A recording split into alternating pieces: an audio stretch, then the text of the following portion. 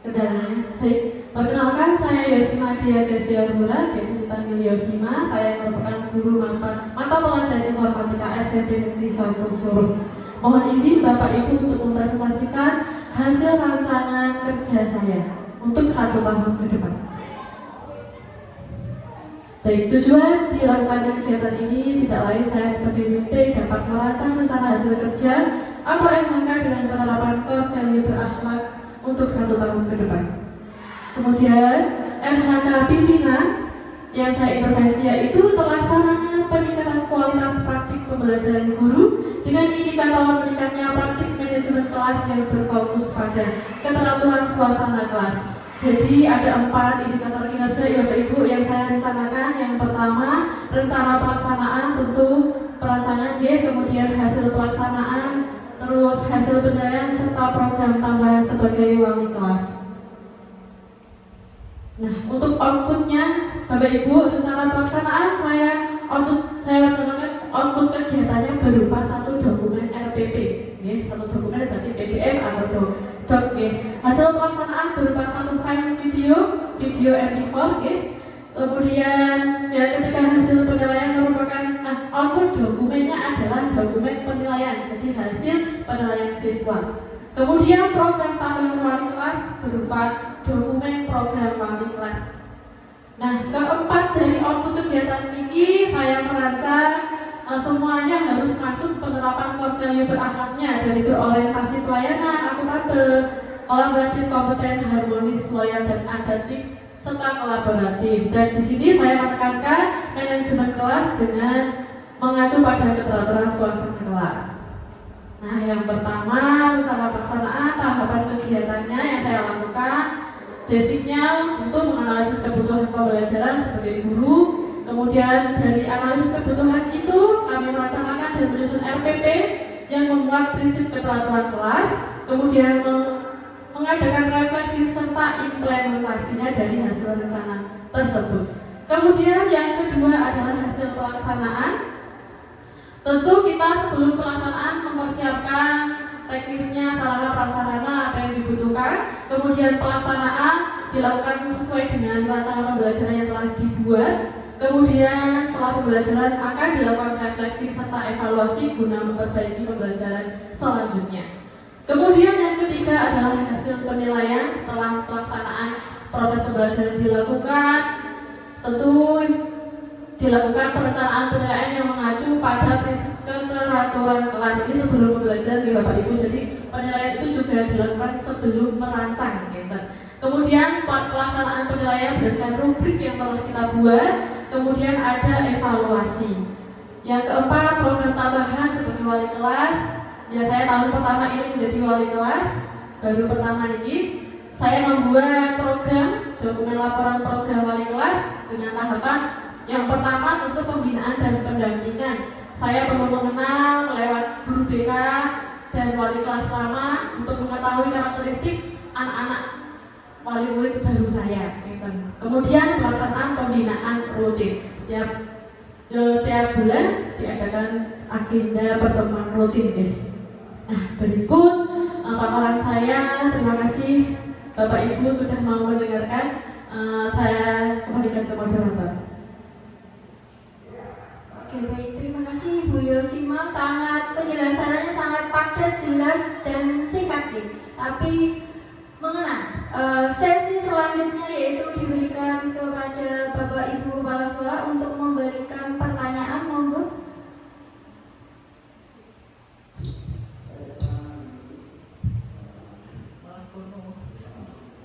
Berarti pulau Pak. Iya Mbak, siapa? Kenapa Yosima?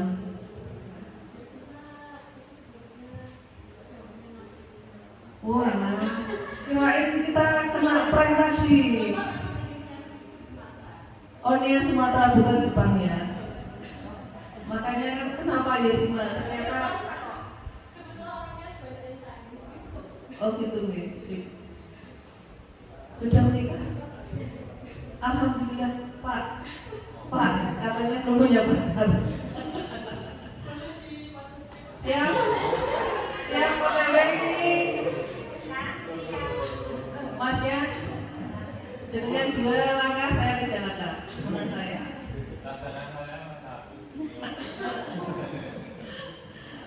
Oke Mbak Yesima, untuk praktek pembelajaran tidak perlu saya tanyakan, semua melaksanakan praktek pembelajaran ini. Ini yang saya mau tanyakan tentang wali kelas. Kebetulan Ibu Bu Habibah ini yang perubahan kurikulum ini kan ada guru wali nih Bu. Mungkin belum dipraktekkan Ibu ya, tetapi di sekolah kami itu sebenarnya 2 tahun yang lalu sudah ada, karena anak-anak kami yang di lintasan itu mungkin berbeda dengan sekolah yang lain, dan terus memang saya wajibkan teman-teman itu sudah saya bagi rata begitu, cuma realisasinya yang di lapangan memang belum. Kebetulan ini Pak Menterinya kok sefrekuensi dengan saya gitu kan, senang ya Bu ya. Betul, terinspirasi oleh saya atau saya ternyata saya sudah mendalami itu kegiatannya. Itu saking Bu, saking istimewanya sekolah kami begitu. Mbak mau tanya, untuk wali kelas panjenengan memiliki program tertentu? Kalau program semua punya program Mbak. Saya hanya mau bertanya, program unggulan apa? Panjenengan ini kan termasuk baru dibandingkan Bapak Ibu guru yang lain nih. Program apa yang menjadi prioritas panjenengan di kelas panjenengan selaku wali kelas, termasuk saya rada ini. Kenapa panjenengan pertemuan rutin itu ngapain? Di mana gitu? Setahu saya yang wali kelas itu kan rutinnya saat jenengan mengajar di kelas itu, kecuali jenengan ada dating sendiri di resto mana gitu sama anak-anak gitu kan, menginspirasi teman-teman gitu. Terus ini saya mau tanyakan kegiatan panjenengan yang unggulan, termasuk jenengan ini kan Gen Z apa Gen E? Katanya Gen Z ya. Nah, Gen Z menangani gen-gen yang tidak cocok untuk hal seperti ini gitu. Mungkin saya selaku senior panjenengan dalam petik umur gitu kan, mungkin tidak nyandak dengan kegiatan anak-anak sekarang gitu. Apa program jenengan yang bisa ditularkan ke teman-teman, termasuk anak saya Mbak Vina, nanti bisa diterapkan di lintasan. Terima kasih Bu Anwari atas pertanyaannya. Saya baru belajar menjadi wali kelas 1 tahun pertama, dan saya juga mengambil apa yang dilakukan dari Bapak Ibu guru. Ya walaupun saya muda, tentu yang lebih senior saya pasti butuh bimbingan dan lebih banyak pengalaman menghadapi anak-anak. Dan saya pun sendiri kok Gen Z menghadapi Gen Alpha itu perbedaannya sangat signifikan dari tingkah lakunya. Dari zaman saya ketemu guru itu sudah takut berdek, sekarang itu belum di depan guru aja sudah biasa gitu. Terus kalau program saya One Day One People Bu, jadi karena anak sekarang itu gimana ya, mungkin ada beberapa yang tidak bisa disentuh dengan hati, tapi ya barangkali 1-2 orang bisa kita sentuh dengan hati. Jadi kalau tiap pagi itu Bu ada pembelajaran literasi 30 menit, dan itu yang menunggu wali kelas mungkin saya sisakan 5 menit sampai 10 menit. Kalau tidak bisa saya luangkan di akhir pembelajaran, tapi bukan per minggu biasanya 2 minggu sekali atau sebulan sekali, dalam rangka saya menggali tentang kehidupan mereka. Karena satu murid mungkin ada yang dikatakan nakal, itu mungkin ada penyebabnya. Jadi mungkin di awal itu saya panggil sesak dari absen hari ini absen 1 duduk di samping ibu ibu mau tanya-tanya, saya menanyakan nama, tempat tinggal dari mereka, ada orang tua yang di rumah boten. Nah biasanya yang nakal-nakal itu, yang disebut nakal itu anak-anak yang nggak ketungguan orang tuanya biasanya ngenten. Nah dari situ mungkin saya berbicara dari hati ke hati. Mungkin ada yang nangis, tapi mungkin ada satu yang benar-benar bandelnya itu tidak bisa disentuh dengan hati. Kita juga harus tegas sebagai guru. Saya tahun pertama jadi guru, pengennya jadi guru yang ramah, baik gitu. Tapi ternyata ketegasan itu juga diperlukan untuk mengatur anak-anak tersebut. Ibu sampai menjawab. Terima kasih Ibu Anwari, pertanyaannya sangat mewakili dan jawabannya mungkin untuk belajar saya di sekolah saya. Selanjutnya mungkin ada pertanyaan dari Bapak Ibu Mete. Ya, silakan Ibu Anwari.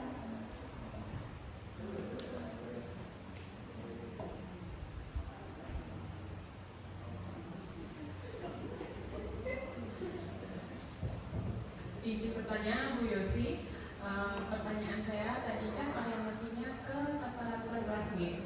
Dan biasanya kan kalau pembelajaran TIK itu di bawah kelas. Nah itu bagaimana Bu Yosi mengatur keteraturan kelas itu di lab, karena kemudiannya pasti berbeda-beda dan ketika masuk dia seperti itulah mohon jawabannya. Terima kasih. Saya jawab nih Bu Anggita. Jadi ketika saya di laboratorium itu saya tegaskan di awal pembelajaran. Jadi saya membuat kesepakatan pembelajaran tentu, apalagi untuk lab itu sangat riuh. Jadi kerentanan untuk kesetrum itu lebih tinggi. Jadi saya mempunyai tanggung jawab yang lebih tinggi daripada di kelas. Jadi saya masuk itu saya di depan pintu Bapak Ibu.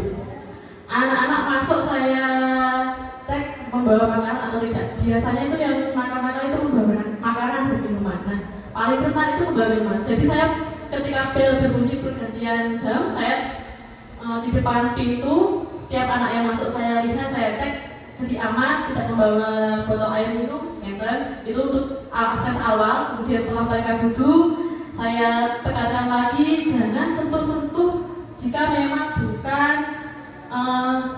perintah dari ibu guru. Okay. Nah, terus kemudian kadang saya di kesempatan kelas saya minta mereka untuk mengerjakan masing-masing.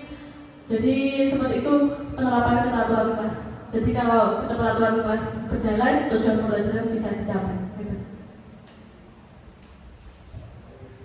Baik, sudah menjawab pertanyaannya Ibu Anggita? Sudah?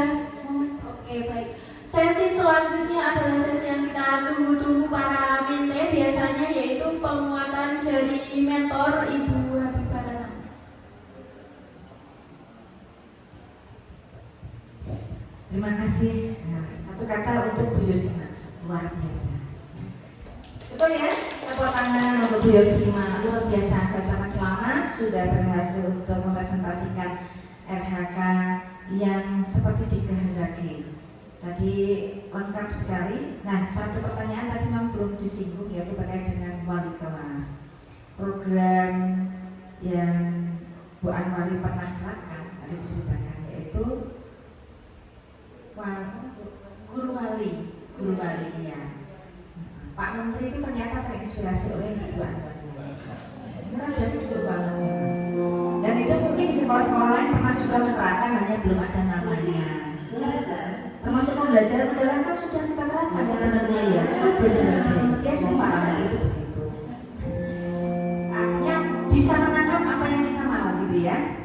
Dan luar biasa apa yang disampaikan Bu Yosima, bisa juga menangkap bagaimanakah program wali kelas itu yang semestinya dikehendaki dan semestinya itu nanti bisa berdampak kepada peserta didik, yaitu tadi one day one people. Bagus ya. Jadi setiap hari memang Bu Yosima itu punya target satu orang, dan setiap hari itu ada satu siswa. Orang itu siswa atau orang atau guru?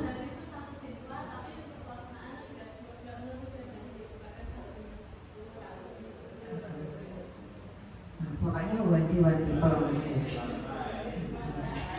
One day one time. Artinya dalam menangani satu orang itu selalu diprogramkan dalam setiap harinya. Programnya bagus. Tertulis nggak di RHK? Ada. Oke, gitu ya. Jadi jelas. Nanti tolong di RHK dicek. Karena tadi disampaikan. Kalau nggak disampaikan, nggak ditagih di situ. Jadi tagihan itu mestinya sudah tertulis di kertas. Kalau di kelas sudah di rencana sudah ditulis, ternyata tidak dilaksanakan, malah nggak apa-apa. Tiba-tiba ada program yang mendadak, malah lebih baik ditulis dulu. Dan tadi programnya bagus, ya, dan penjaga sudah menerapkan, meskipun ini baru berjalan. Dan kalau itu mau dirasa baik, mohon dilanjutkan. Gitu, ya. Terima kasih. Semoga bermanfaat kegiatan hari ini untuk Bu Yosima dan juga teman-teman semuanya.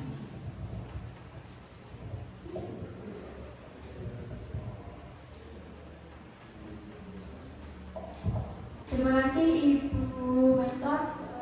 Kita sudah berada di ujung acara. Selanjutnya saya beri aplaus. Mari kita beri aplaus ke Ibu Yosima. Saya ucapkan terima kasih kepada Ibu Bapak Kepala Sekolah, Ibu Mentor, Ibu Bapak Mente-Mente atas perhatian dan waktunya. Kemudian untuk acara mungkin Bu Yosi mau ngomong. Namun saya kira cukup sekian. Mohon maaf bila ada tutur kata yang kurang berkenan. Wassalamualaikum warahmatullahi wabarakatuh. Selanjutnya pemateri ke-8 yang akan